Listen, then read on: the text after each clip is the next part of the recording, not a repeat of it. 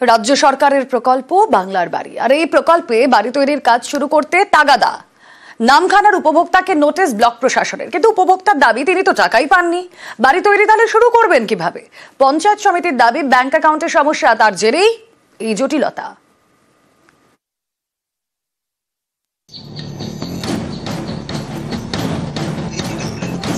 রাজ্য সরকারের টাকায় পাকা বাড়ি, প্রকল্পের নাম বাংলার বাড়ি। প্রতি উপভোক্তার জন্য বরাদ্দ 1,20,000 টাকা, 2 দফায় 60,000 করে।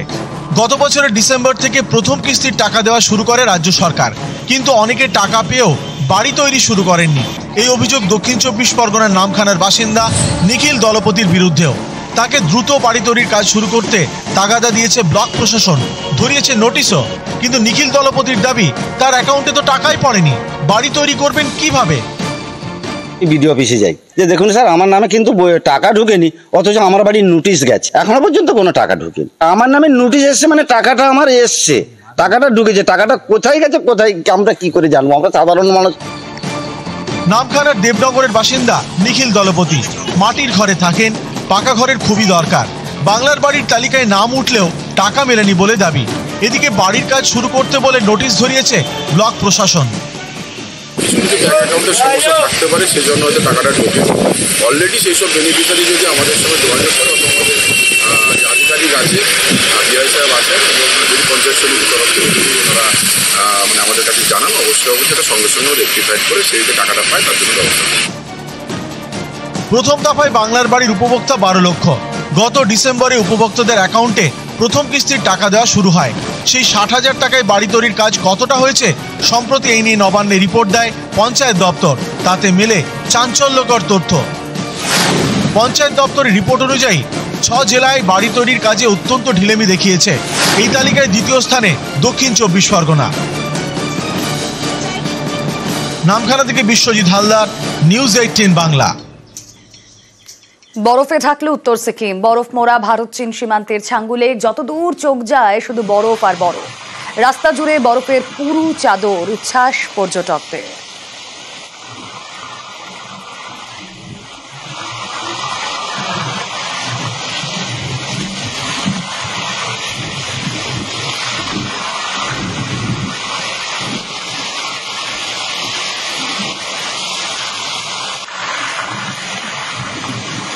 সাদা চাদরে মোড়া ছাঙ্গুলে বরফে ঢাকা নর্থ সিকিম।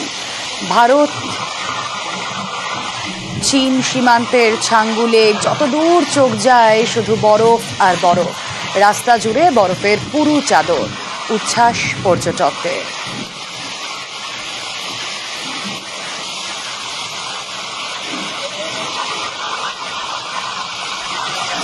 চিঠি নিকালা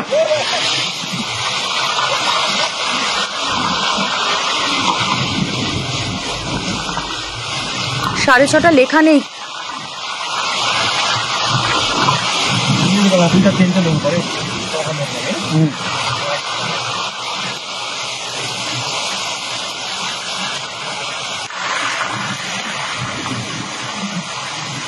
দেখছেন আপনারা নর্থ সিকিমের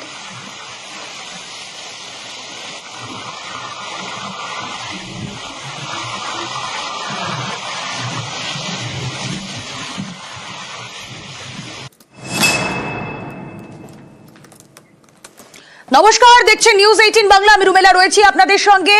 ঘড়িতে সময় 6টা মানে জেলা থেকে সরাসরি সব খবর সবার আগে আপনাদের সামনে।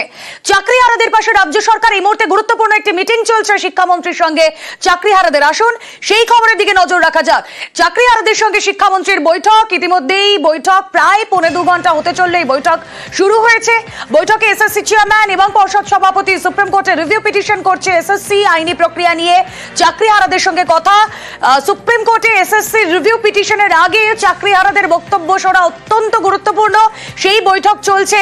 শিক্ষামন্ত্রীর কাছে একাধিক দাবি নিয়ে চাকরিহারাদের 13 জনের প্রতিনিধি দল তারা গিয়ে পৌঁছেছেন। প্রায় 1.25 ঘন্টা হতে চলল। একদিকে ভেতরের ছবি আপনাদেরকে দেখাচ্ছি, যেখানে শিক্ষামন্ত্রীর সঙ্গে বৈঠক চলছে, অন্যদিকে বাইরে প্রবল উৎকণ্ঠায় বসে রয়েছেন চাকরিহারারা। আমাদের সঙ্গে এই মুহূর্তে 2 প্রতিনিধি রয়েছেন সঙ্গে। আমাদের সঙ্গে বিকাশ ভবনের 6 তলা একেবারে কনফারেন্স রুমের বাইরে থেকে আমাদের প্রতিনিধি সোমরাজ বন্দ্যোপাধ্যায় রয়েছেন। সঙ্গে রয়েছেন ওই যে বললাম যাদের উৎকণ্ঠা, অর্থাৎ চাকরিহারারা যারা বাইরে রয়েছেন বিকাশ ভবনের সামনে ছবিটা আমাদের সামনে তুলে ধরবেন প্রতিনিধি অভিজিৎ চন্দ্র। শুরুতেই চলে যায় সোমরাজ রয়েছেন সঙ্গে। সোমরাজ,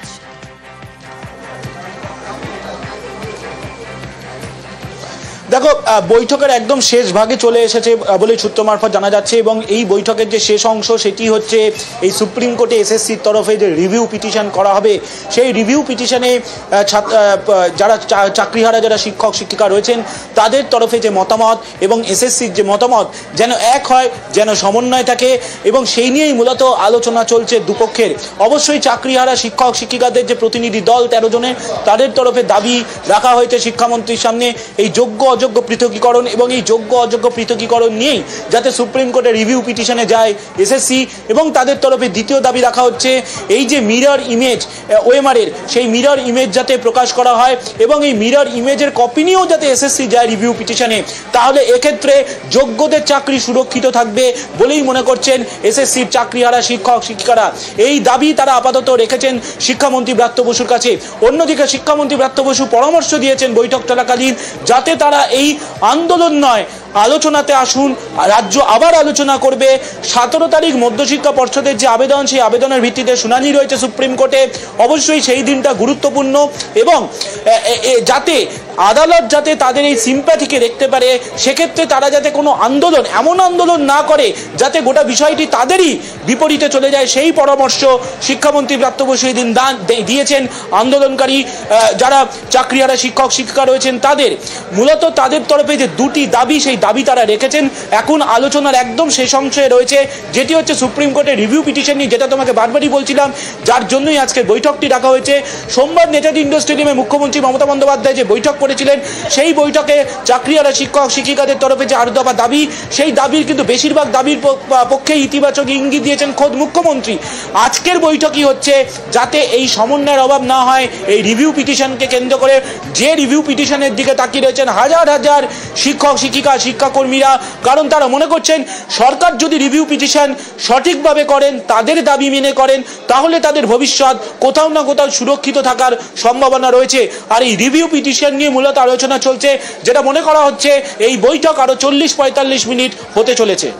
আচ্ছা, বৈঠকের এখনো প্রায় 40-45 মিনিট বাকি এবং চাকরিহারাদের পাশে রাজ্য সরকার। আজকের যে মিটিং আপনারা দেখছেন শিক্ষামন্ত্রী ব্রাত্য বসুর সঙ্গে মিটিং এবং সুপ্রিম কোর্টে যে রিভিউ পিটিশন দিতে চলেছে কমিশন, স্কুল সার্ভিস কমিশন, সেখানে যারা চাকরিহারা তাদের বক্তব্য ইকুয়ালি ইম্পর্টেন্ট। তাদের বক্তব্য শুনছেন এসএসসি চেয়ারম্যান, পর্ষদ সভাপতি, মধ্যশিক্ষা পর্ষদ সভাপতিও সেখানে রয়েছেন।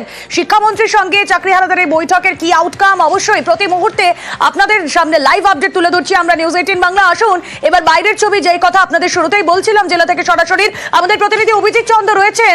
ভেতরে চলছে বৈঠক আর বাইরে প্রবল উৎকণ্ঠা। কি ভাবছেন তারা, কি হতে পারে, কতটা আশায় বুক বাঁধছেন বাইরে থাকা চাকরিহারারা?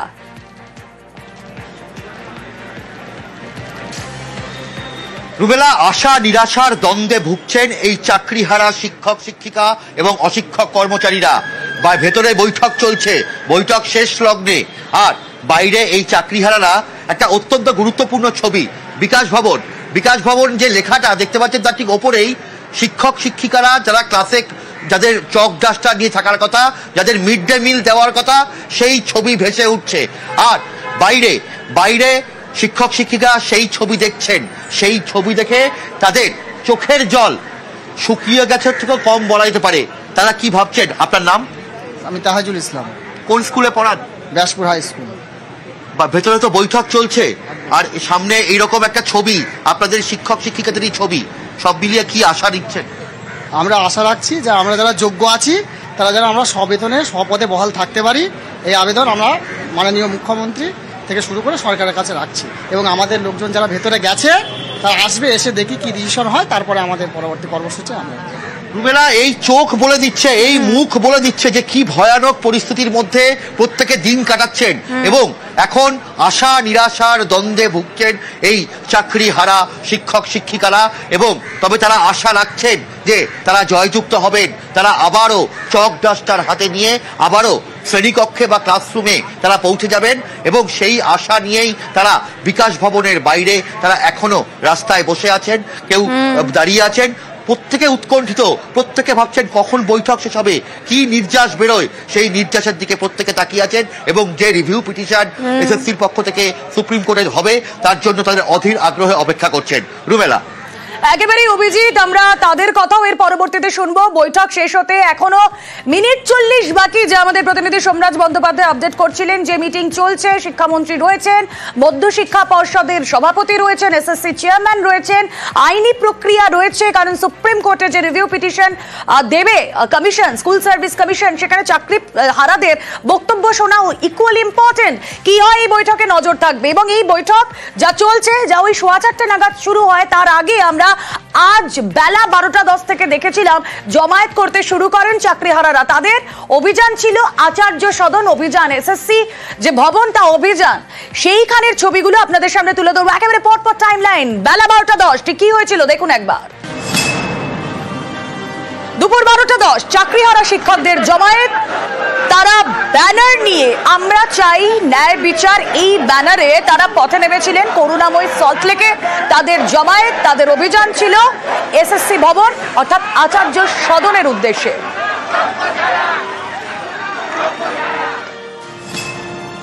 দুপুর 12:15 রাস্তায় বসেই অবস্থান চাকরিহারাদের সেই ছবি আপনাদেরকে আমরা দেখিয়েছিলাম। তারা করুণাময়ীতেই সেখানে অবস্থানে বসে পড়ে, কারণ তাদের দাবি পূরণ হয়নি, আর দাবি পূরণে তাদের অনড় অবস্থান।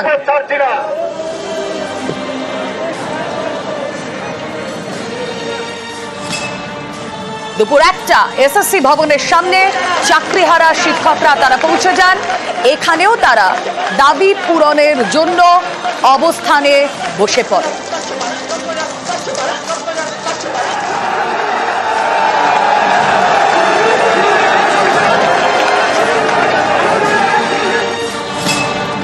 জেলার বিভিন্ন প্রান্ত থেকে চাকরিহারারা তারা এসে পৌঁছন করুণাময়ী সল্টলেকে, তাদের আচার্য সদন অভিযান। আর তারপর যে ছবি আপনারা দেখছেন, ব্রাত্য বসু রাজ্যের শিক্ষামন্ত্রী, তিনি বিকাশ ভবনে এসে পৌঁছন। চাকরিহারা শিক্ষকরা তারা অপেক্ষারত। বিকাশ ভবনে চাকরিহারা শিক্ষকদের প্রতিনিধি দল বেলা 2:45 এসে পৌঁছন।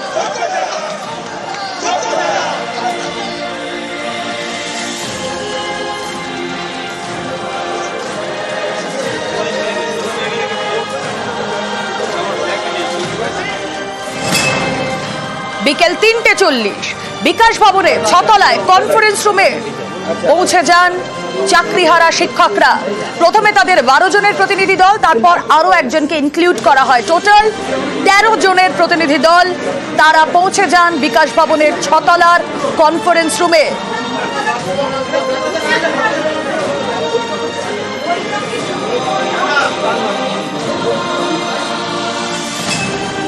বিকেল 4:05 চাকরিহারা শিক্ষকদের সঙ্গে কনফারেন্স রুমে বৈঠকে আসেন রাজ্যের শিক্ষামন্ত্রী ব্রাত্য বসু।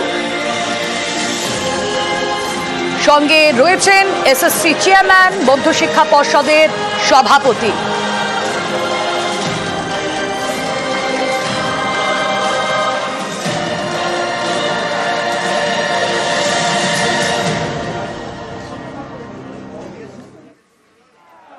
আর তারপর যে ছবিটা আপনাদের সামনে আমরা রাখছি, 4:15 মিটিং শুরু হয় এবং এখনো পর্যন্ত সেই মিটিং চলছে। খুবই গুরুত্বপূর্ণ এই মিটিং, প্রায় 2 ঘন্টা হতে চললো এই মিটিং এর পর আমরা যে ছবি দেখছি, এসএসসি ভবনের সামনে যে ছবি দেখছি, সেখানে আশায় বুক বাঁধছেন চাকরিহারারা। যে 22 লক্ষ পরীক্ষার্থী আছে তাদের প্রত্যেকের ওএমআর সিট, তাদের ইন্টারভিউর মার্ক সমস্ত ওয়েবসাইটে আপলোড করা হোক, যাতে যে রায় হয়েছে 14 নম্বর এবং 16 নম্বর যে ক্লজ আছে, যেখান থেকে প্রাতিষ্ঠানিক দুর্নীতির কথা উঠেছে, সেই দুর্নীতির যে জায়গাটা সে যেন পরিষ্কার উঠুক এবং সেখান থেকে যোগ্য অযোগ্যদের লিস্ট পৃথকভাবে কমিশনের ওয়েবসাইটে প্রকাশ হোক। আমরা যারা যোগ্য তারা যেন সসম্মানে নিজেদের শিক্ষা প্রতিষ্ঠানে ফিরে যেতে পারি, এটাই আমাদের ডিমান্ড। তাই আমাদের ওএমআর এর মিরর কপি আমরা চাই।